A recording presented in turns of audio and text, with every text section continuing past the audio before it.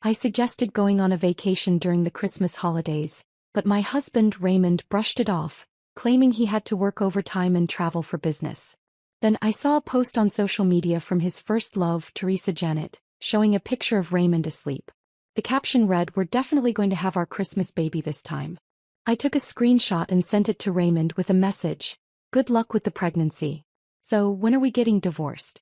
He called me in a panic, shouting, "Catherine, I promised you would be child-free. And I'll keep that promise. But this doesn't mean I can't help Teresa have a child. She wants one and I have to help her with that. Don't worry, once the baby is born I won't have anything to do with her anymore." I stared in despair at Teresa's latest social media post. Raymond's sleeping face filled most of the frame, bathed in the warm, golden glow of Christmas tree lights beside the bed, making the scene look peaceful and perfect. She didn't even bother hiding the location tag. It only took me a few minutes to track down the hotel they were staying at, a place that required reservations at least 6 months in advance to secure a best room. And now my husband and his first love were there together. Furious, I immediately booked a flight to Miami and a hotel near them. Arriving at the hotel, I opened Teresa_'s social account on my phone. Beneath Teresa's post there were countless comments. "Oh my God, if I'm not mistaken. You two have been trying for a Christmas baby for 3 years now. Still no luck?" My head spun with nausea as I scrolled through more of their posts. Year after year of carefully planned activities, all centered around making their so-called Christmas baby. I thought about calling Raymond to confront him, but what was the point of screaming over a man like that? Instead, I contacted a lawyer and had a divorce agreement drafted. Then I collapsed onto the bed, staring at the ceiling, lost in memories of us. We had at one point reached an understanding. When we got married, we agreed to be child-free. He carried unpleasant memories from his childhood, and I was terrified of the pain of childbirth and the overwhelming responsibility of raising a child. For all these reasons, we both felt unprepared to become parents. In those 3 years, we never once thought about having kids. Even when people criticized me, calling me a useless wife who couldn't even give her husband a child, I'd be the first to step up, shutting them down, demanding they apologize to me. People always said we were soulmates brought together by love itself. But every Christmas, without fail, had disappear under some flimsy excuse. I'd done my homework. Their company had normal Christmas holidays, and even his friends never seemed to need him urgently during that time. This year, ID poured my heart into planning a Christmas trip, hopeful that things would be different. But he rejected me with a mix of anxiety and poorly hidden excitement. "Catherine, this year is really important to me. I have to go. Hey, race a check, have fun. And call me if you need anything." I finally couldn't hold it in. I asked him outright what was so important that he had to miss yet another Christmas with me. I told him I needed him. But he brushed me off, impatient and dismissive. On his way out, he even knocked over a framed photo of us, shattering the glass. For a brief moment his face tensed. But then, as if nothing happened, he calmly picked up the broken frame, swept it into the trash along with the shards, and said evenly, "Catherine, I've cleaned it up. Just go back inside." I turned around and went back in, drained by a weariness I couldn't even explain. When I opened Instagram, a new post popped up in my feed, and the moment I saw it, I couldn't breathe. I clicked on it, and there it was, my husband's sleeping face front and center. But it was the caption that hit me like a punch to the gut. Teresa's reply to a commenter made me feel even sicker. "Yes, we're staying in all Christmas to make sure we don't waste any time trying for a baby. Even if we don't get our Christmas baby, at least we'll have the holiday magic on our side." And there it was, Raymond's name, neatly displayed under every single one of her posts, his likes lighting them up like betrayals. ID had enough. I took a screenshot and sent it to him with a message. "Good luck with the pregnancy. So, when are we getting divorced?" The moment I hit send, pain washed over me. 3 years of marriage, it wasn't like there were no feelings there. Of course there were. But I couldn't accept being lied to, deceived, and treated like a fool while he played house with someone else. Surrounded by the joyful sounds of people celebrating Christmas on the streets, my phone rang. "Raymond." "Catherine." He snapped the moment I answered. "I told you I'm on a business trip, working overtime. What the hell is wrong with you? Why are you acting crazy?" I let out a bitter laugh. "So your business trip includes baby making now?" That set him off like a cat with its tail stepped on. "You don't trust me? Are you out of your mind? Maybe you're hitting menopause or something. I suggest you see a therapist." Honestly, I've been way too patient with you and now you're taking advantage of it. I let out a cold chuckle, but the rage quickly faded, replaced by an unsettling calm. I took a deep breath, steadying my voice. That's enough. I've already hired a lawyer to draft the divorce papers. Just sign them when you get back. I lay on the hotel sofa staring at the photos on my phone, snapshots of the home we'd built together over the years. Every piece of furniture, every little decoration was something we'd picked out, arranged, and cherished during our 3 years of marriage. Our relationship had been stable for the most part. We worked hard, bought a house we loved, and made a pact to turn it into a warm, cozy home with our own hands. We had planned to renovate it together. But then he convinced his mother to take me on a tropical vacation, charming me into leaving. When I came back a month later, the renovations were nearly complete. And it was perfect, an exact replica of the design we'd sketched out together. Every detail, down to the tiniest corner, matched our plans. He had documented the entire renovation process, recording videos every day, talking to the camera about how much he missed me and his dreams for our future. Back then, I thought if he ever changed his mind about having kids, I'd probably agree without hesitation. But life has a way of proving you wrong. After finalizing my requests with the lawyer and digging through piles of information about divorce proceedings, I glanced at my phone. Dozens of missed calls. Countless messages. Had sent me photo after photo of new picture frames followed by texts. Catherine, stop being dramatic. Remember the frame that got broken? Look, I bought some new ones. Tell me which one you like and I'll bring it home. How about this glass one? The color's really unique. Catherine, can you stop being so childish? Giving me the silent treatment won't solve anything. I couldn't help but laugh bitterly at that last one. Silent treatment? Funny how the person who loved using it the most was him. When did he learn to weaponize silence, though? I guess it started after one of his friends' gatherings. I was a little late that night. By the time I arrived, his friends had already paired him up with Teresa for some party game. They were laughing, blushing as they bit into opposite sides of the same apple, the room echoing with cheers and teasing. I walked straight up to him, demanding an explanation. It's just a party game, he shrugged, his tone light, dismissive. Don't overthink it. If we refused, it would be been awkward for everyone. We fought. And right on cue, Teresa appeared, wearing an expression of guilt and concern, as if she were the innocent peacemaker caught in the middle. I'm so sorry, she murmured, glancing between us with watery eyes. This is all my fault. I didn't mean to cause any misunderstandings. Please, both of you, just calm down. Talk it through when you're ready. After that night, things shifted. Our arguments grew more frequent, almost always revolving around her. And every time he sensed I was upset, he'd retreat into silence, no words, no reactions, just a cold, impenetrable wall. During those stretches of silence, I'd catch faint traces of women's perfume clinging to his clothes. And somehow Teresa's face would pop up now and then on his social media posts. I used to doubt, to wonder, but then I'd remember Raymond's words about his emotional issues, his supposed aversion to physical intimacy, and I'd convince myself he was distant with all women, not just me. I was afraid of his silence. Afraid enough that each time we fought, I'd swallow my pride, smooth things over just to feel like we were okay again. But peace built on fear is fragile. It was like living atop a minefield, pretending everything was fine while knowing deep down that one day it would all explode and shatter me beyond repair. I couldn't play dumb anymore. When the phone rang, I took a deep breath and answered. His voice crackled through the line, sharp with impatience. Oh, so you're done with your tantrum now? His condescending tone didn't even faze me. I kept my voice calm. Steady. The divorce papers are ready. I just sent them to you. Take a look. Catherine, he snapped, I've been patient with your little games, but that doesn't mean you get to cross the line over and over. Cross the line? I laughed quietly. You know exactly who crossed the line. You told me you didn't want kids because of your traumatic childhood. But I've looked into your past. Your family was always fine. The one with the broken home, the real psychological trauma? That's Teresa.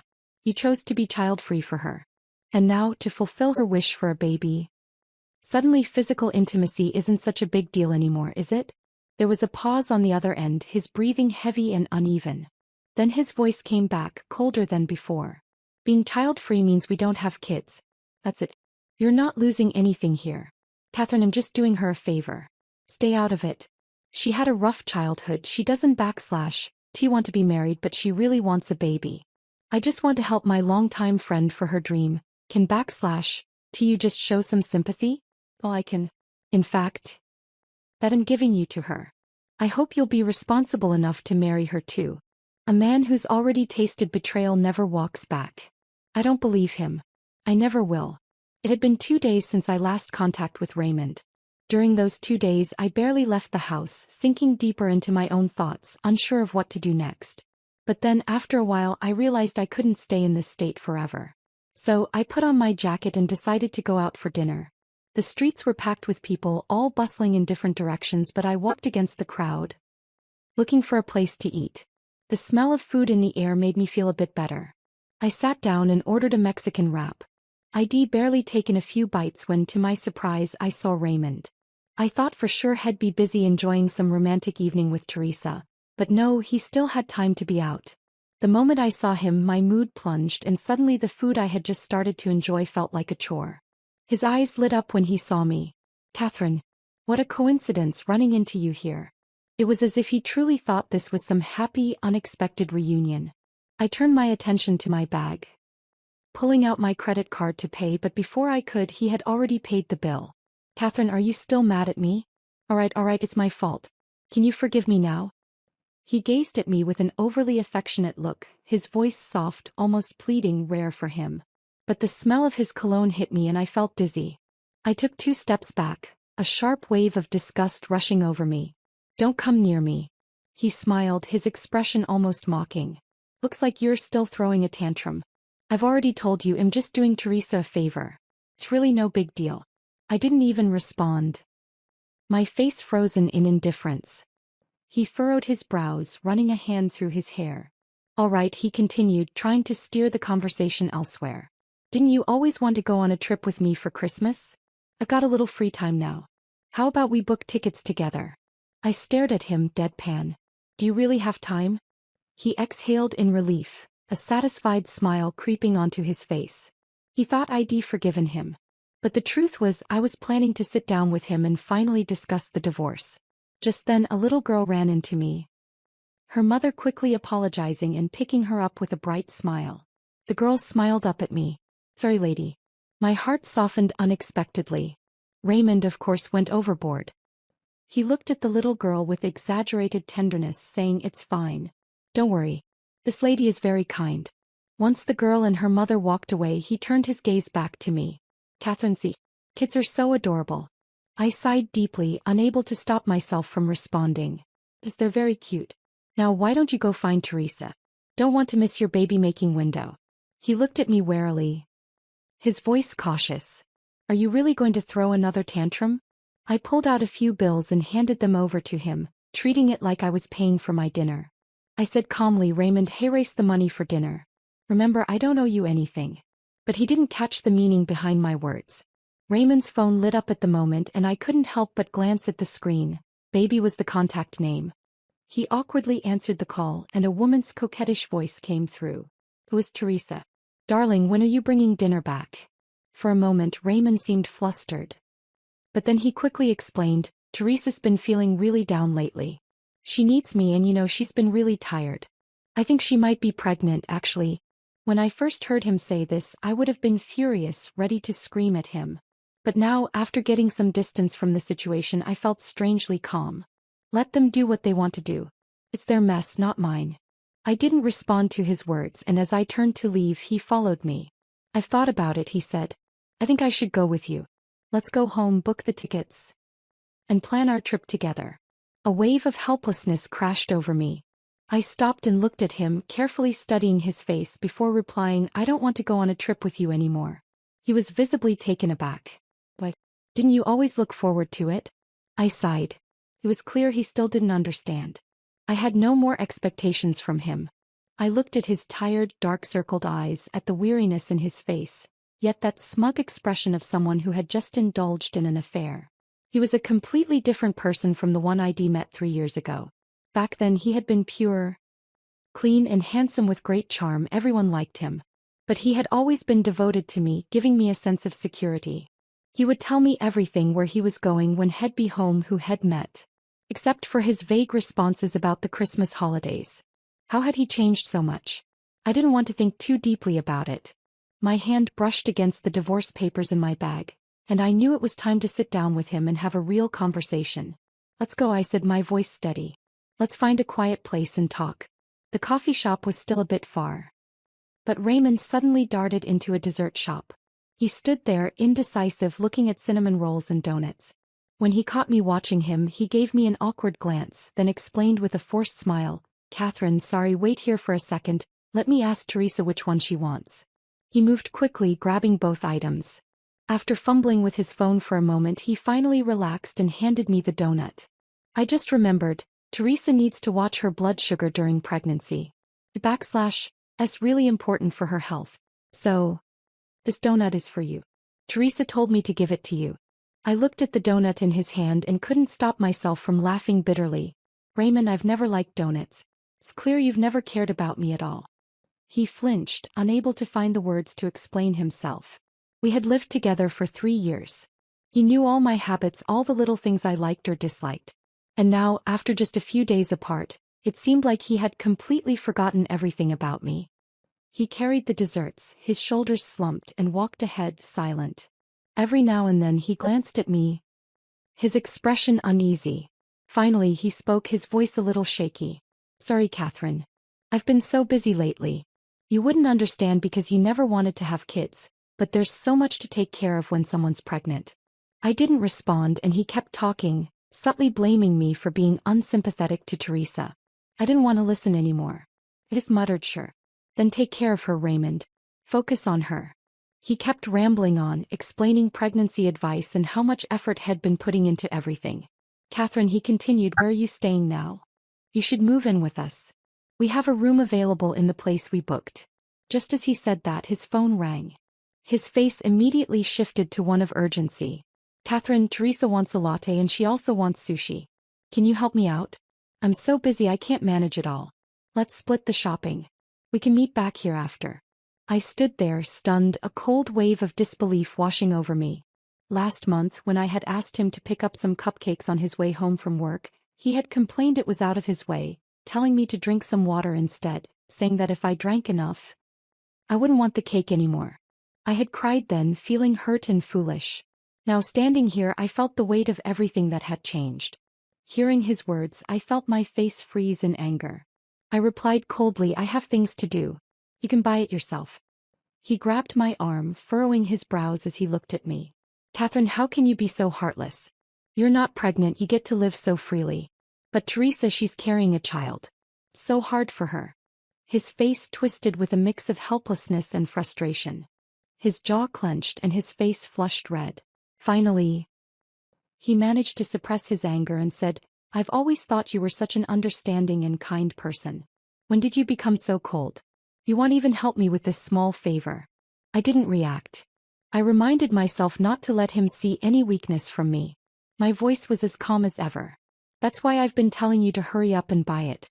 /T she hungry?" Raymond glared at me fiercely, muttering a curse under his breath. Forget about it." Tears, traitorous and unbidden, began to blur my vision. I watched as he stormed off. His back turned to me. He was likely rushing to buy dinner for Teresa. I didn't look back either, heading straight back to the hotel. I hadn't eaten anything and my stomach growled, hungry and uncomfortable. In a hurry, I took a quick shower, trying to stave off the dizziness from low blood sugar, and collapsed onto the bed. When I woke, my throat was burning and my head felt like it was going to explode. The room was still air-conditioned and I was shivering from the chill. I checked my temperature. 101.5 F. I had a fever. At that moment, nothing seemed worse than being sick. Even Raymond's betrayal paled in comparison. I couldn't take it anymore. I quickly sent him a message. "I've sent the divorce agreement to your hotel. Once you sign it, we'll go to court to finalize the divorce." The phone rang around noon the next day and my throat burned with pain as I answered it. Raymond/'s furious voice blasted through the line. "Catherine, where are you? Why didn't you answering my calls? Did you go out to find a man? Are you now cheating on me? I didn't think you'd stoop so low just to get back at me. You are so shameless." The insults kept coming and I couldn't take it any longer. I cut him off. "Raymond, are you out of your mind? I told you I want a divorce. If you keep harassing me like this, I'll call the police. I slammed the phone down, my head spinning, my throat itching uncontrollably. I coughed until my throat burned, but nothing could stop it. Christmas. Everyone was out celebrating, laughing, and enjoying time with loved ones. Meanwhile, I was alone in a strange city, suffering from illness. I forced myself to go to the pharmacy. Thankfully, it was still open on Christmas and the staff was kind, offering me warm words of sympathy. As I was leaving, my phone buzzed again. It was a new post from Teresa on Instagram. I opened it to find a picture of a pregnancy test. The caption read, "My baby, finally, we've been waiting for you." What? How could she have found out so quickly? The comments were filled with people gushing over the news, congratulating them on their Christmas miracle. A Christmas baby. How beautiful. My husband and I need to try harder now. Looks like it's time for us to plan our own special holiday, baby. I couldn't help but laugh coldly. Teresa then sent me a message, and reading it made my stomach churn. She was truly out of her mind. "Catherine, I'm pregnant. I heard you're in Miami. Why don't you come stay with us at the hotel? Our hotel has a double suite. Raymond and I will share one room and you can stay in the other. Raymond's been so busy taking care of me, I don't want to burden him anymore. Maybe you could help me out. I'd love for you to be the godmother of the baby." I knew exactly what she was trying to do. She wanted to provoke me to rub salt in the wound. But I forced myself to stay calm and replied, "Dear Teresa, what's your room number? It'll come over the day after tomorrow. Don't tell Raymond, I want to surprise him." She probably thought she had me cornered now. Fine, but don't get your hopes up. Raymond's heart and mind are completely on me now. I didn't want to waste another second on her, and honestly, just looking at her messages made me sick. I was going. I needed to expose the truth about this child and let everyone know the real story behind it. I bought a hidden camera. After packing up and checking out of the hotel, I headed over to their place. They had already coordinated with the front desk. When I gave the front desk my information, I was taken aback by the receptionist's odd look, her gaze scanning me up and down a few times. "Sorry, the guest in room 101 didn't mention anyone would be coming to see them." I took a deep breath, steadying myself, and calmly sent Teresa a message. "I'm downstairs now. If you don't need me, you'll leave." That message seemed to hit a nerve. Within moments, Teresa appeared at the door, her clothes disheveled, her scent overpowering and pungent. She grabbed my arm, breathless. "Why are you in such a hurry?" "I just forgot, that's all." Inside the room, Raymond was lounging on the sofa, his eyes narrowing as he looked at me, clearly ensuring I wouldn't make any moves. Only then did he speak. "You've figured it out, right? Teresa's child is also ours. Didn't she say you're going to be the godmother?" I adjusted the hidden camera, my calm demeanor never slipping. "Now that Teresa's pregnant, you both need to be more careful. It's best if you focus entirely on the baby and her. Where are your phones? I've heard phones give off radiation and placing them close can be harmful to the child's development. You should also turn off the sound notifications so Teresa can have a better rest." At first they seemed suspicious, but once they realized it was for the baby's sake, Teresa immediately set her phone aside. She hesitated, then said, "Well, just putting them in the drawer should be fine, I guess." Raymond looked at me warily. "Don't tell me you've got something up your sleeve." How could I? I've thought it through. Before, I might not have been very understanding, but now that Teresa wants a child and you're willing to help her as your wife, I should be supportive too. I held my phone tightly, careful not to let them see the comments on my social media. I created a new account specifically to expose the ugly truth about the two of them. I watched the number of people in the live stream room grow. Some are familiar names from Teresa's past interactions. I couldn't help but smile lightly. Teresa kept rattling off what she wanted to eat, listing off local shops with the familiarity of someone who had been here countless times. Then she looked at me, her eyes gleaming with a mischievous intent. "Could you go get those things for me? After all, Raymond's so tired and I know you'll understand, won't you, Catherine?" I nodded, my voice cold and controlled. "Don't worry, I'll take care of it for you." At that moment my live stream was flooded with more comments. "So this is the mom who's been planning to get pregnant every Christmas for 3 years. But didn't she just announce her pregnancy a few days ago? But who's the one live streaming? Is she the maid they hired? This maid is horrible, invading their privacy." As I read through the comments, Teresa suddenly spoke up. "My Instagram has been updating with photos of me and the baby's progress. Make sure you take pictures every day and post them." I nodded repeatedly. When I stepped out, I turned off the live stream. My phone buzzed. Raymond had sent me a message. He said Teresa wanted hot dogs, fried chicken and pizza. To make sure I bought from the right places, he sent me locations for each of the shops, each several miles away. He made sure to remind me, hurry up and get it back, make sure it's hot. If Teresa gets hungry, it could affect the baby. I stared at the screen, numb, drained of all anger. For 3 years of marriage, he had never asked me to do anything. Even when I wanted to do housework, he'd have the maid take care of it. He used to say, "You're my wife. When you're with me, your job is to be happy. You don't need to worry about the housework." When I ordered takeout, he'd hug me, saying he'd overlooked me. He learned to cook and bake for me, filling the fridge with food he'd made himself. When I surprised him by picking him up from work, he bought me a car. "Drive here from now on. It's too tiring to walk all that way." But now every word he spoke to me was a command. Sweating profusely, I made my way back.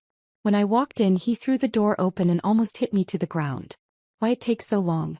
All the food is cold now. How is Teresa supposed to eat this? She's pregnant. Can't you at least do one thing right? Why can't you just hurry up? You idiot." He had no idea. I had turned the hidden camera back on and was recording everything. As I called someone come in and clean up the mess for all the finished plates, I took the opportunity to wash up in another room. Raymond had finished his meal, and after Teresa whispered a few words in his ear, he reluctantly came over to try to embrace me. My legs were unsteady, and as I took a step back, I almost stumbled. I coldly said, "Just say it over there, don't come closer." Raymond, visibly displeased, retorted, "Catherine, you and Teresa are both people I love. Stop being so jealous all the time. Teresa is pregnant, so everything must be about her now.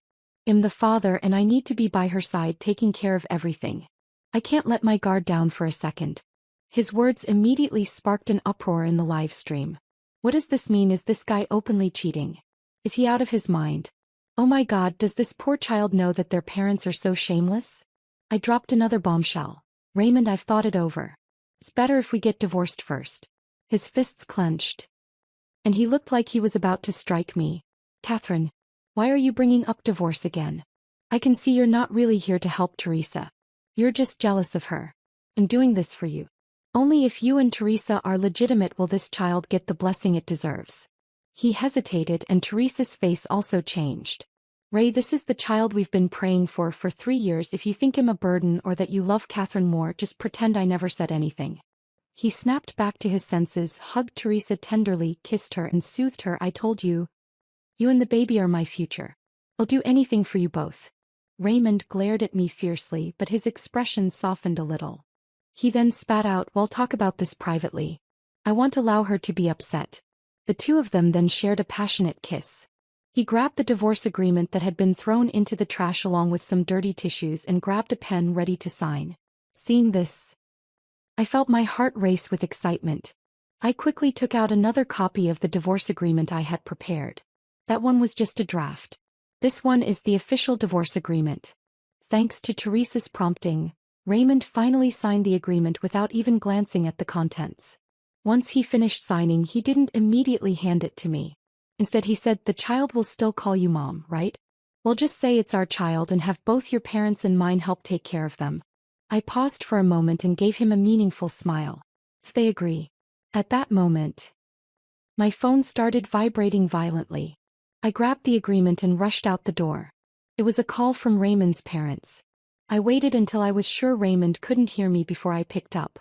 On the other end of the phone, Raymond's father was shouting, "Catherine, what kind of nonsense is going on online? What the hell is Raymond doing? And who is that woman?" I told Raymond's parents everything. They almost screamed and calling Raymond a real bastard and his mistress a shameless whore. I suppressed my disgust and feigned despair. "Please don't say that. This is Raymond's child. Something he worked so hard for. I understand him, and if he's willing, I'm willing to help." I could imagine their shocked and disbelieving expressions, but I continued to play the victim. Their tones softened instantly and they began to comfort me, telling me not to do anything stupid and even asking me to turn off the live stream. They tried for a while to coax my address out of me, but I didn't tell them my location. Worried I'd do something foolish? No way. There was nothing more satisfying than this. I could already imagine the scene of those two being reviled by everyone online. Back in the room, I continued to act as if nothing had happened and took care of them. But that night, Raymond and Teresa started trouble again. Just as I was about to return to my room, I didn't know when they had entered. As the light flicked on, Teresa opened her eyes, looking at me with displeasure. "Catherine, what are you doing?" I was just about to fall asleep. I wasn't surprised by what they were doing anymore. "What are you two doing in my room?" Raymond gently stroked Teresa's stomach. Teresa wanted to switch rooms to get a better view, so we decided to move between the two rooms. "You can sleep on the couch now, so you're available anytime." I silently packed my things and left, only leaving the hidden camera on. On the couch, they immediately began a disgusting performance. Pregnant and still restless. I guess it's true what they say, birds of a feather. And the comments online were just as outrageous. Unbelievable. These two are absolutely insane. How are they even still alive? God should punish them. This live stream boosted their notoriety to a whole new level. I disconnected the stream at the perfect moment. Tomorrow I had a bigger show to put on. I wanted to leave just a bit of suspense. I had a peaceful sleep, but was suddenly awakened the next morning by deafening noises.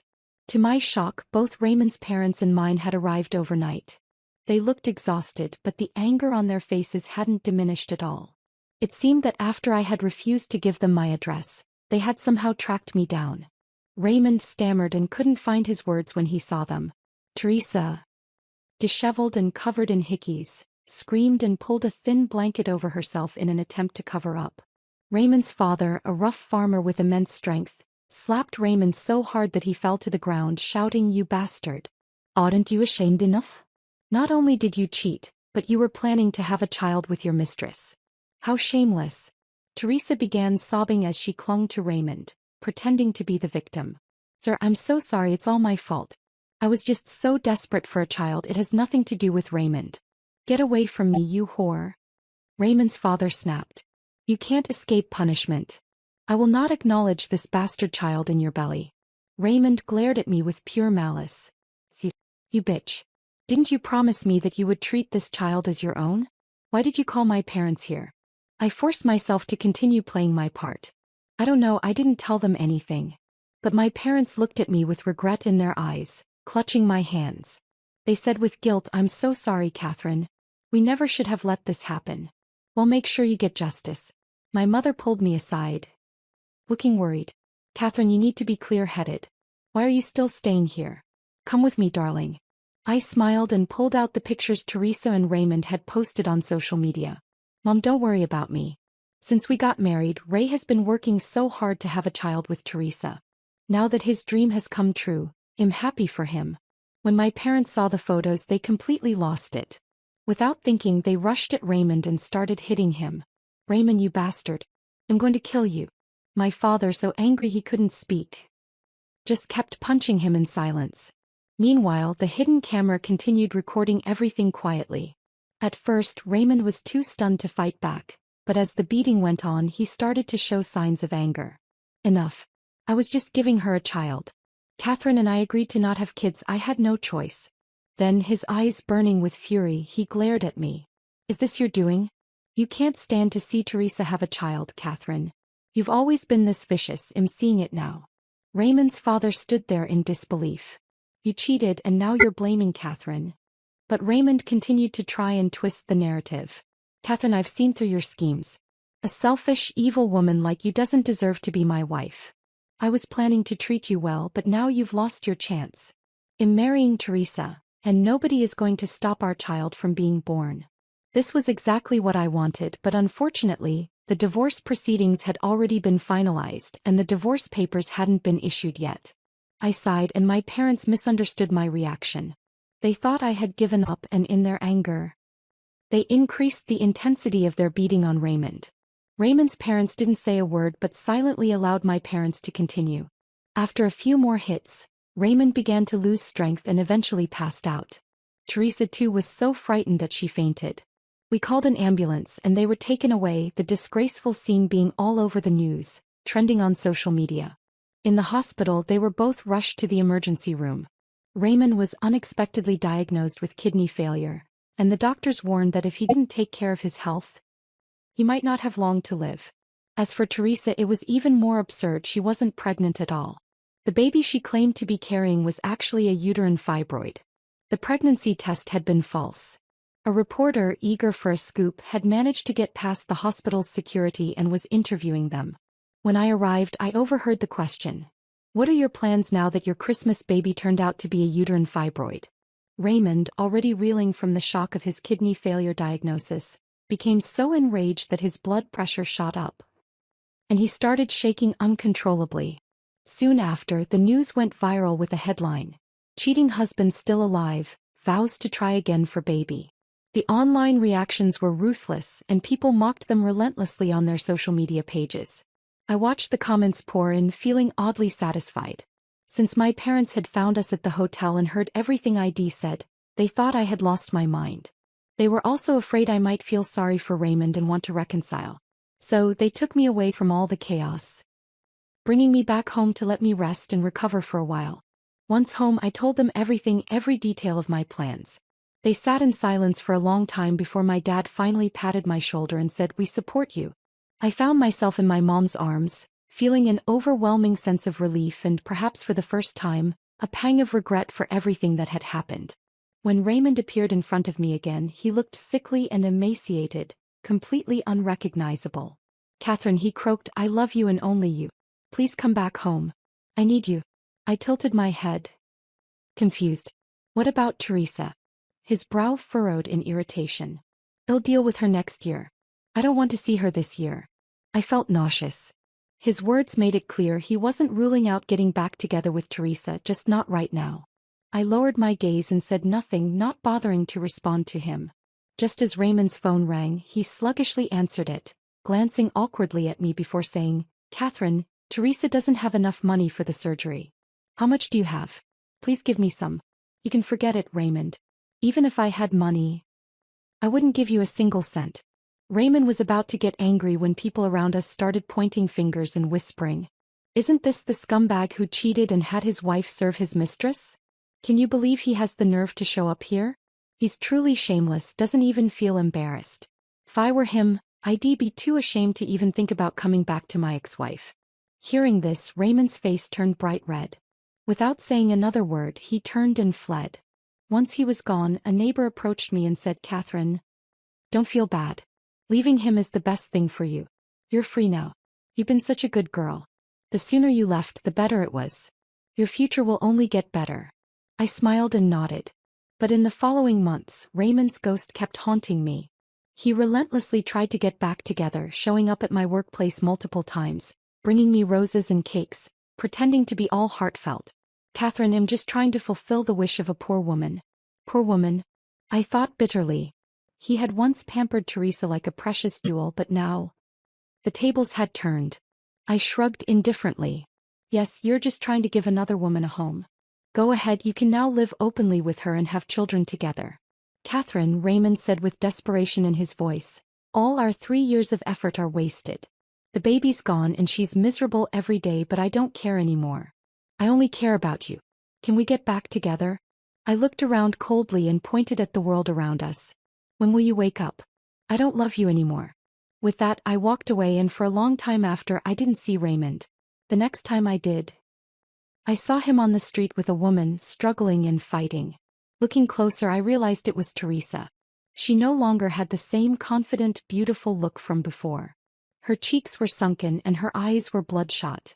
She grabbed Raymond's shirt and shouted uncontrollably, "You have to marry me. If you don't marry me, I'll sue you for rape. You cheated on me during our marriage and now you're threatening me." I was forced into this. Who wants to be the mistress? Behind her, her lawyer was gleefully watching the scene, holding up a phone, claiming he was filming for evidence. Amid the chaos, Raymond saw me. His eyes begged for help, full of regret, but I simply smiled, waved my hand and walked away, leaving all the noise behind me. Later, I heard that Teresa had initially planned to trap Raymond, but when she saw he was no longer interested in her, she took all his money and fled. As for me, I received compensation from Raymond, our shared savings and even a house. I decided to travel the world, from the farthest corners to the nearest. The world is so big and I am happily single.